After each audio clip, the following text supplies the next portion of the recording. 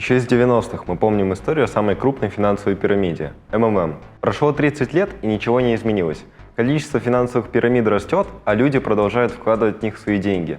И их методы работы становятся более и более современными. Давайте разбираться, что такое финансовые пирамиды, какие у них есть признаки и, главное, как не стать их жертвой. Если говорить кратко, финансовая пирамида – это мошенническая схема, в которой первые вкладчики получают доход за счет денег новых вкладчиков. Маскировка такого мошенничества может быть разная. Инвестиционный, страховой, торговый или другой проект, в котором новым участникам обещают огромный заработок. Нужно лишь вложить свои деньги, а иногда и привлечь знакомых. Финал всех пирамид одинаковый. Схема разваливается, организатор исчезает, прихватив с собой все деньги, а вкладчики остаются ни с чем. Почему люди до сих пор попадаются в эту ловушку?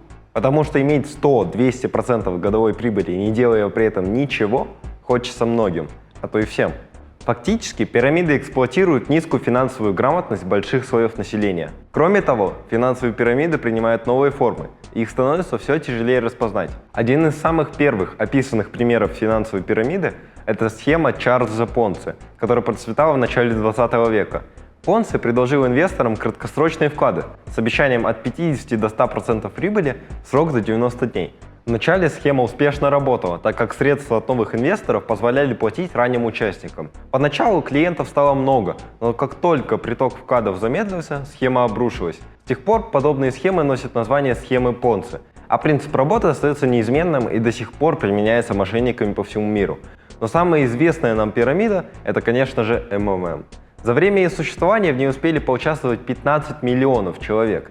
15 миллионов человек – целая страна. Основатель Сергей Мавроди по сути вовлекал клиентов в спекуляцию своими же акциями. Вкладчик покупал билет за 100 рублей, а продавал обратно компании через день уже по более высокой цене. МММ повышала стоимость своих билетов ежедневно и неравномерно.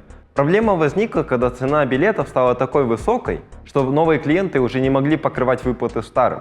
Пузырь лопнул, и Мавроди был осужден за мошенничество в особо крупных размерах и приговорен к 4,5 годам заключения. Надо сказать, что пирамида МММ стала одной из самых крупных по объему привлеченных средств в мире. До сих пор нет точных данных, какой ущерб был нанесен. Но по рассказам очевидцев, после ареста Мавроди из его офиса вывезли 17 КАМАЗов, полностью забитых деньгами. Итак, как же не попасться на уловки? Вот 6 самых ярких признаков, которые должны сразу же вызывать подозрения. Первое. Обещание большой и гарантированной прибыли, даже выше процентной ставки по самому выгодному банковскому вкладу. Это не может быть правдой. А кроме того, когда дело касается инвестиций, никто не может гарантировать прибыль. Это всегда связано с рисками. Второе. Отсутствие лицензии компании на привлечение средств. Отсутствие финотчетности. Это важные и обязательные документы для компаний, которые работают в инвестициях. Честные компании размещают их прямо на своем сайте. Третье. Отсутствие договора. Ни в электронном виде, ни на бумаге. Вас просто попросят зарегистрироваться на сайте по определенным ссылкам. Никаких обязательств зафиксировано не будет. Счет можно будет пополнить далеко не с любой карты. Чеки при этом не выдаются, а сам депозит попросту невозвратный. Четвертое. Агрессивная реклама, которая может давить на эмоции, стыдить за бедность, демонстрировать богатую жизнь. Ну и любимая фраза тех, кто хочет привлечь вас в пирамиду. «Я сам не верил, пока не вывел свои первые миллионы за неделю». Все это должно настораживать. Пятое. У компании нет ни собственных дорогостоящих активов, ни товаров или предоставляемых услуг. Непонятно, за счет чего конкретно компания зарабатывает. Основная видимая деятельность компании – это самореклама. А сайт будет выглядеть как информационное табло с вашими мнимыми доходами. Шестое. Компания переводит деньги между странами. Такие деньги намного сложнее отследить, поэтому проще выстраивать финансовые махинации. Личности организаторов скрыты. Деньги вкладчиков застрахованы, но в другой стране. Сколько может просуществовать пирамида? Никто не знает, сколько проживет та или иная финансовая пирамида. Одни пирамиды живут день, другие десятки лет.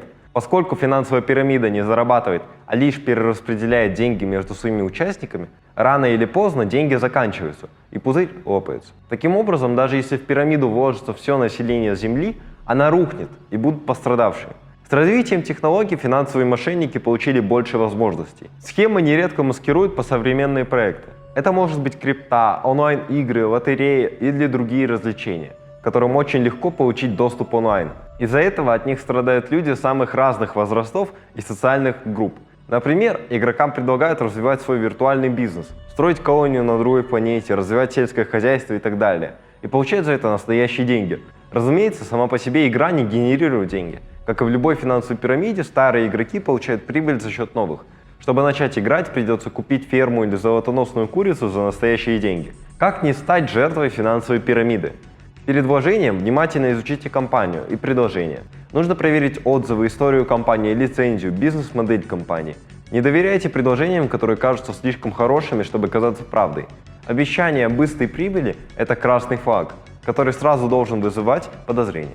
Не поддавайтесь давлению и ограниченным предложениям по типу «только сегодня». Помните, что бесплатный сыр бывает только в мышеловке, а ваша осторожность – лучшая защита от мошенничества. Прошло уже почти 30 лет после закрытия МММ, но казахстанцы до сих пор становятся жертвами мошенников. Финпирамиды маскируются под ломбарды, тендеры, финансовые организации. В 2022 году власти Казахстана приняли поправки, ужесточающие ответственность за состояние финпирамид, а также устанавливающие уголовную ответственность за их рекламу. Согласно отчетам властей, ежегодно ущерб от финансовых преступлений, связанных с привлечением денег вкладчиков, исчисляется миллиардами тенге. Так что, друзья, будьте осторожны, не верьте тем, кто обещает вам заработать быстро и большие деньги без усилий. Не ведитесь на красивую упаковку и обещания. Лучше вкладывайтесь в свое развитие и образование. Это точно поможет вам выйти на новый уровень. И подпишитесь на мой канал, здесь будет много полезных видео для вас. Жду ваши лайки и комментарии. Всем пока!